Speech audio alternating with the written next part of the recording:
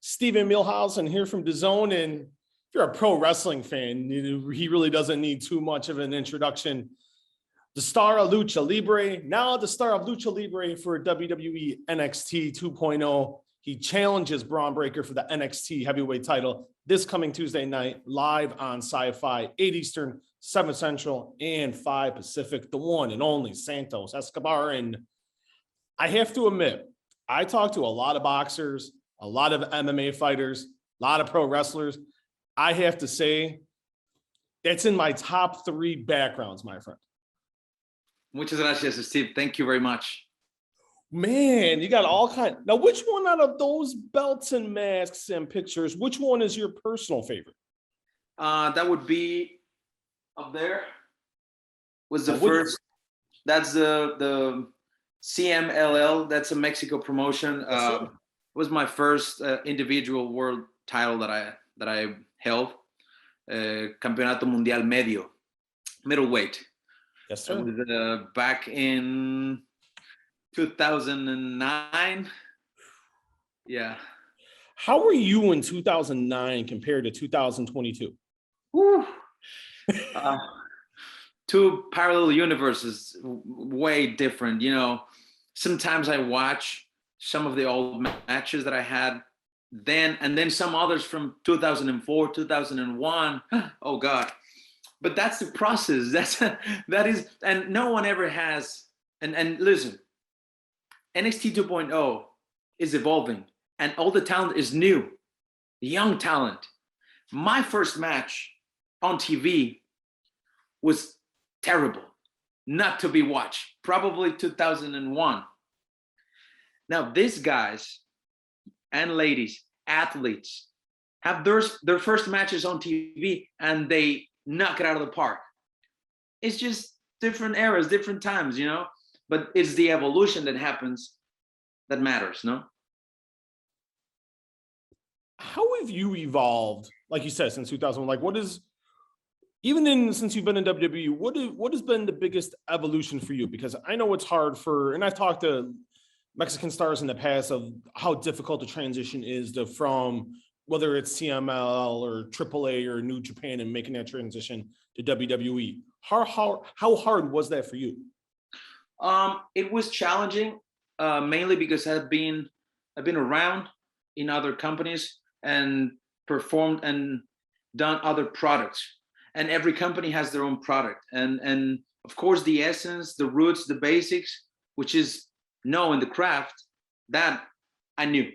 Yeah. But how to present it, now that's a different thing. That's a different matter. And of course, getting good at telling a story, that's very important.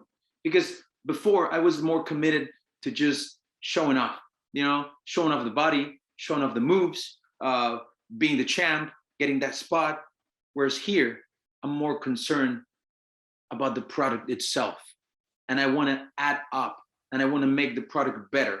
I don't want to be the product. I want to become a part of this product and make it even better, even bigger. And how do I do it? Well, I have to examine myself, study myself, see who I am, what I bring to the table. And then when I do it, present it in a different, innovative, respectful manner that people make the ultimate investment, not only in me and my group, but in the company itself, which is time. If you get people to invest time in you, then you're doing it right.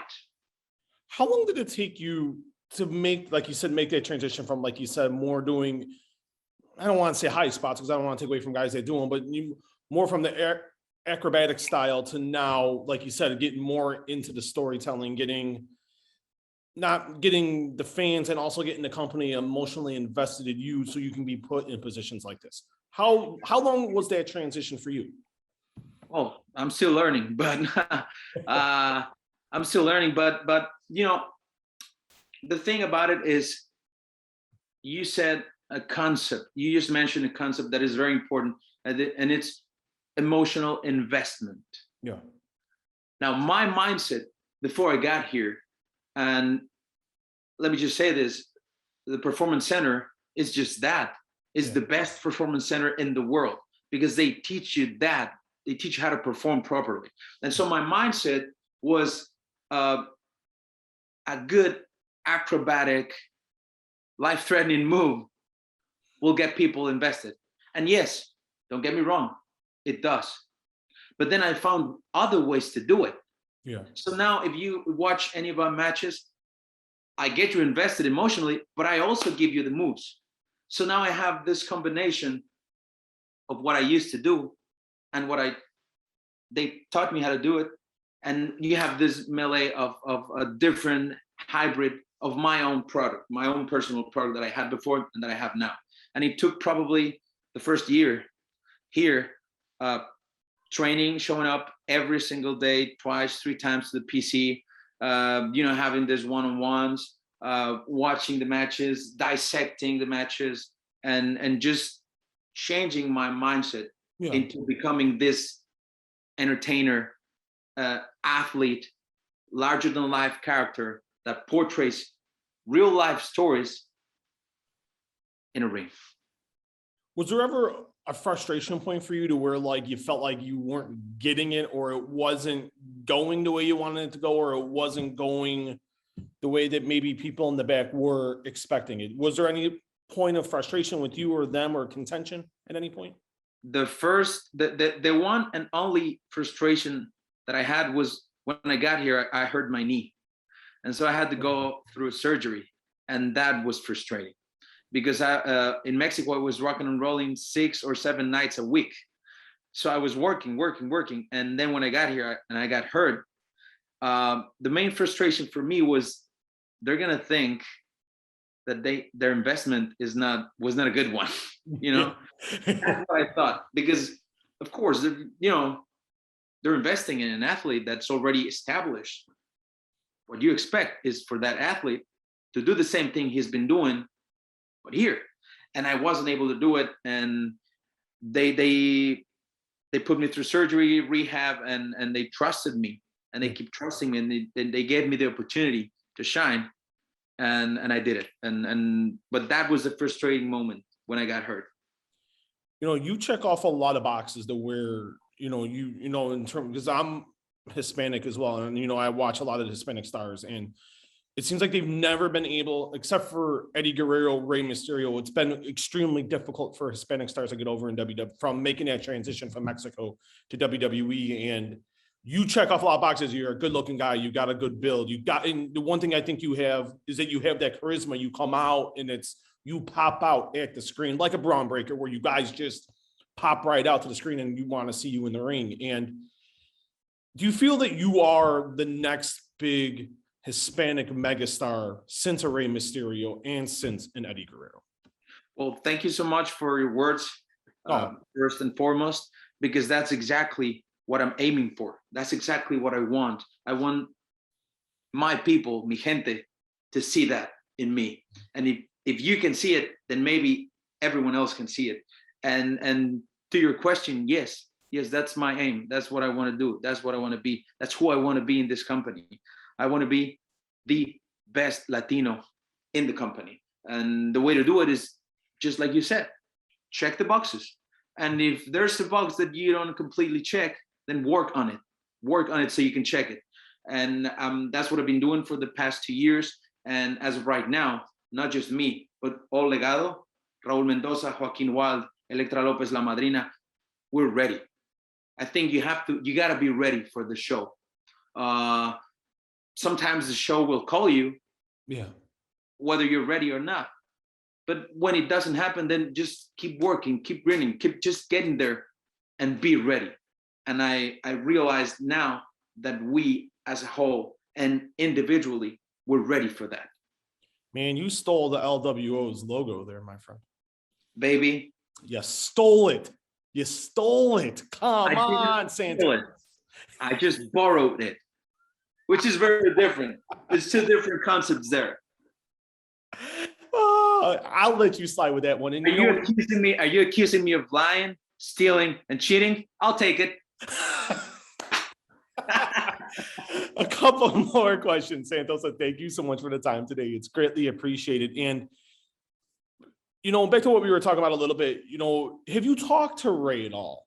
Have you talked to someone successful that's been able to thrive in WWE, like a Rey Mysterio, or if you talk to people outside of WWE that weren't as successful as a Hispanic star as they maybe should have been, if you kind of went to both sides of the spectrum to kind of gather intel on to make sure you're doing the right things so you're in the right place to succeed. You bet. Absolutely. Yes. That's part of my journey.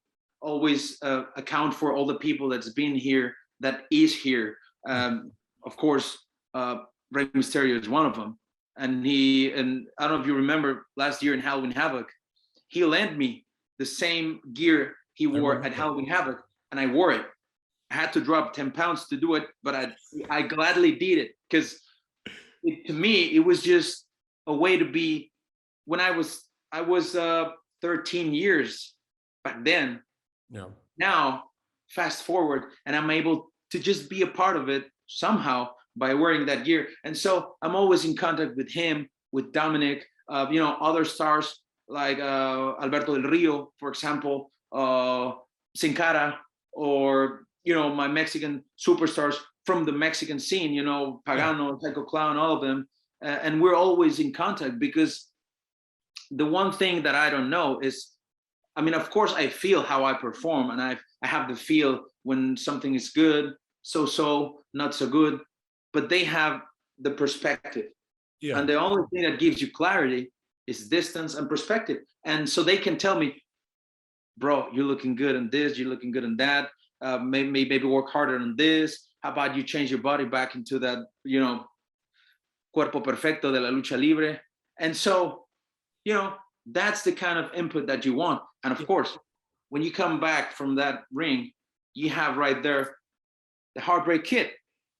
Yes, sir. Triple H, Robbie Brookside, Norman Smiley, Terry Taylor, William Regal. They give you all the ideas, all the points, and the feedback that you need to succeed and to grow.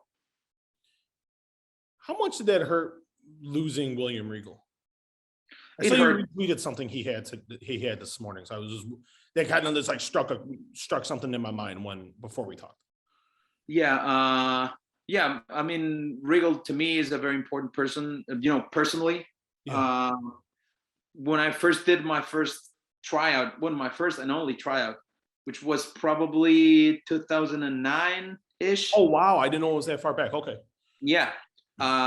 He's the one that spotted me.